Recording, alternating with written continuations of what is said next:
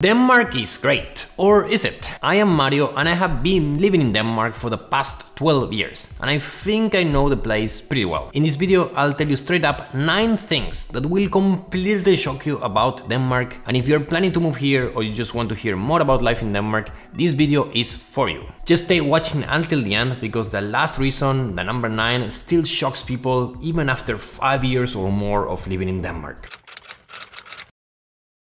Number 1 is the work-life balance, which honestly, you probably heard about it, but it will beat up any expectation. It's really good. You'll get 5 weeks of paid vacation, and in some cases that's 6 weeks. Some companies will also offer you flexible schedules, so basically you can balance your job with your personal life really well. On top of that, a lot of companies offer great perks as canteens where you can have lunch and sometimes breakfast, massage services, sports clubs, and a lot of other things like this that sometimes you think that would be kind of Silicon Valley perks, but here in Denmark they're actually pretty common. This way you have plenty of time for yourself, for your kids, in case you have kids, also to stay fit and healthy, and it makes work less of a chore. I think it's pretty great. What shocks me still to this day as well, kind of a side note, is that there's a big number of Danes that complain how stressful their work life is, and honestly, if they would really know that they live in a fantasy land of sorts comparing to like 90% of the world, I think they would be more even appreciative of how great life in Denmark is. The second point is that supermarkets in Denmark completely suck.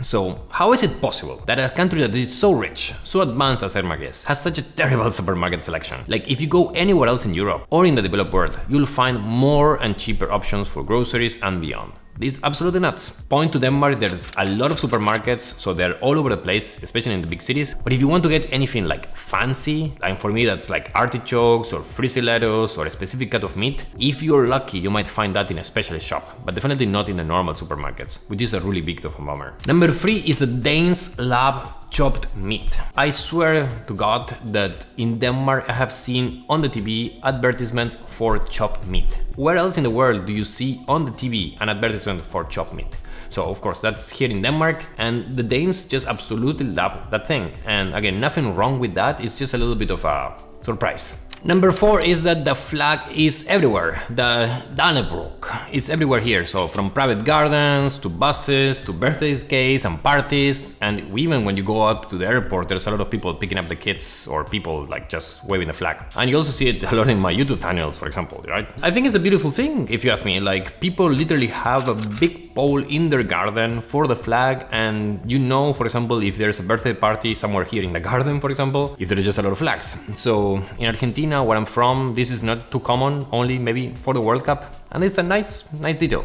Number 5 is the biking culture and infrastructure. I love how easy, safe and convenient it is to bike in Denmark. Like, if you live in a city like Copenhagen, you don't need a car, full stop. You'll hear about this before you come into Denmark, but when you actually are here and you spend, for example, like me, over 10 years in the country without ever having to own a car and commuting to work, to the kids, you name it, all by bike, you're just thinking such a blessing, because first you save a lot of money, of course, on that, but at the same time it's just convenient. Again, thank God you don't need a car, because a shocking point as well is that the car taxes are insane here, and even taxis are such a luxury, I mean, relatively speaking. So again, thankfully we have the bike option.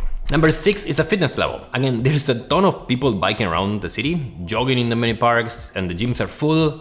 And there are gyms in a lot of places actually. Again, because of that and other reasons maybe, people look really good here in Denmark. They look great, they dress up stylish, they stay fit. And what surprised me here, for example, on this fitness level, is that I have seen so many friends running a marathon, or even a big chunk of people running even the hardcore Ironman race.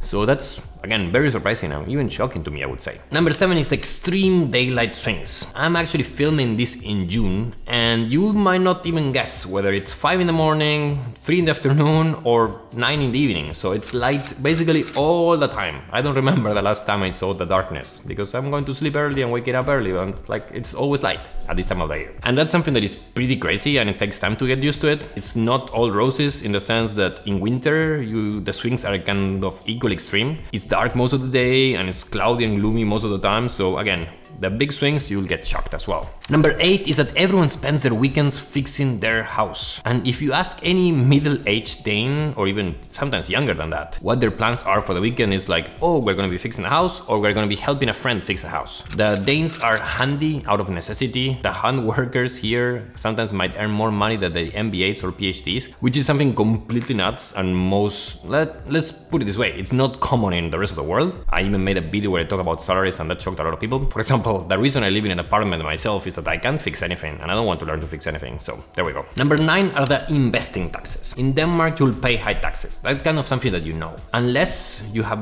put your toes deep into the water of the investing world here in Denmark, you'll be completely shocked at how crazy the investment taxes are in Denmark, comparing basically to anywhere else in the world. Just to put it in perspective, if you have saved money here in Denmark and want to invest it, Denmark will have a big surprise for you. Is that if you want to invest in index funds, which are the recommendation I have for most people, you'll pay up to 42% in taxes and pay, crucially here, unrealized gains as well.